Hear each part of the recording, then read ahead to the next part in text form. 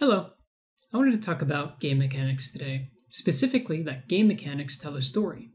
That may seem pretty obvious, and that is fine. Most people play games, understand that your actions lead to progression, and that progression means more story. In fact, a lot of game models rely on that exact understanding. I wanted to take it a step further, though, and say that only game mechanics tell a story. Okay, this may seem a little bit less obvious. When I was originally writing this script, it was about something totally different, but I ran into this issue.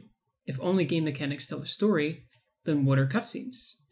Let's go over some quick definitions before we get too far into this discussion, though. The players, or the agents, are the persons that experience the story, give input with mechanics, or both.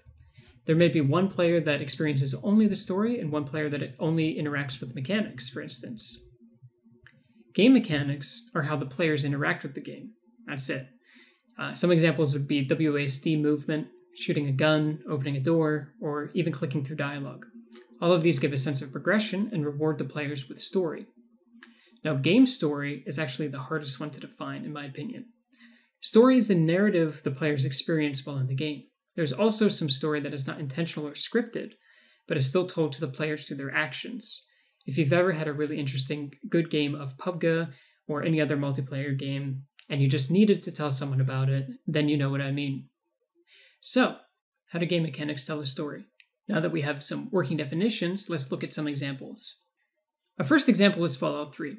Near the beginning of Fallout 3, you take something called a GOAT test. You're presented with a question and 4 multiple choice answers. This follows our definition earlier, where the players interact with the game by choosing one of the 4 choices. The answers are then calculated at the end of the test, and 3 skills are tagged to represent the player's specialization, which is the story element. The final question is the one we want to look at, though. Mechanically, you're still selecting one of the 4 options, but regardless of which one you choose, the game's response is the same. So is this particular question a game mechanic? Yes. There is actually very little difference between this question and the previous questions. The previous questions do calculate your specialization and tag 3 skills for you. You can just untag these, though, and change them. None of the questions on the GOAT test have any permanent purpose, but they still provide story, and they still require the players to interact with them. Despite the final question being a non-question, it still has as much lasting impact as the other questions on the test. In fact, it is probably the most important question on the GOAT test, because it actually gives you a bit of story that helps shape the setting and flesh out one of the characters in the vault. Our next example is Final Fantasy IV. In Final Fantasy IV, you have a mage named Tellah in your party. After Tellah loses his daughter to the main bad guy, he leaves your party seeking revenge. Later on in the game, you must climb Mount Ordeal, and you run into Tellah looking for the forbidden spell Meteor in order to kill Golbez, the main bad guy. Tellah joins your team again, and after climbing to the top, he learns Meteor. The only issue is Meteor costs 99 NP to cast. No matter how many levels you give Tellah, you won't go above 90 NP though. Hopefully you can see the issue. The spell will sit in the menu grayed out for as long as you have Tellah in your party. This is another non-choice similar to the Fallout example that the players are presented with. Trying and failing to cast it, or leveling Tellah up to try to raise his MP, are actions that the players may take. They may also do nothing though, and resign themselves and Tellah to never being able to cast the spell. The story implications are that Tellah is old, weak, and can't handle the spell's power. This is further reinforced when Tellah finally confronts Golbez and tries to cast Meteor anyways. It does 9,999 damage to Golbez, severely weakening him. Unfortunately, Tellah's body could not handle it, and he dies. The point here is that the presence of the Meteor spell, and the way the players can interact with it, help tell a much more engaging story. For how old the game is, I was pretty impressed.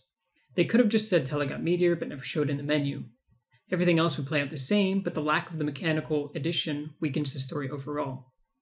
Our last example is Oxenfree. Don't worry, I won't be spoiling the game at all. I just wanted to quickly talk about the dialogue mechanic, which presents itself almost immediately in the game. In Oxenfree, your companions will talk amongst themselves. Your character will then occasionally think of 3 things to say, and those 3 things are presented to the player as options you can select.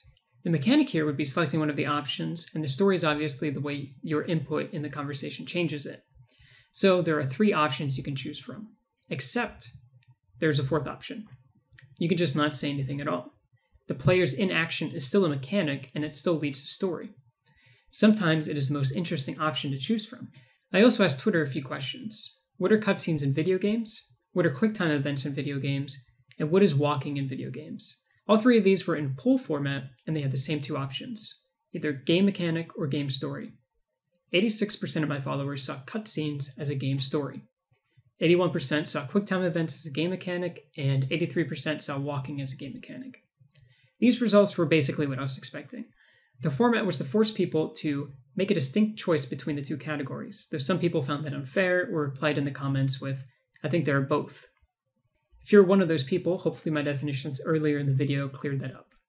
Well, what did the poll results mean? Well, the walking example was kind of a control vote. I wanted to make sure people understood what they were voting for. If it came back as mostly game story, I knew I'd have to scrap the polls entirely. That leaves QuickTime events and cutscenes. I believe QuickTime events were voted as mechanics because they require input, and cutscenes were voted as story because they do not require input. So what am I getting at here? Well, options that seem pointless can still have meaning, as in the Fallout 3 example. Inputs that ultimately can't do anything can still portray a story element, as in the Final Fantasy IV example. Doing nothing is still a valid input, as in the Oxenfree example. I'd argue that the lack of input during cutscenes is still a mechanic that delivers a story element. Here it comes. It's perfect, isn't it? Beautiful.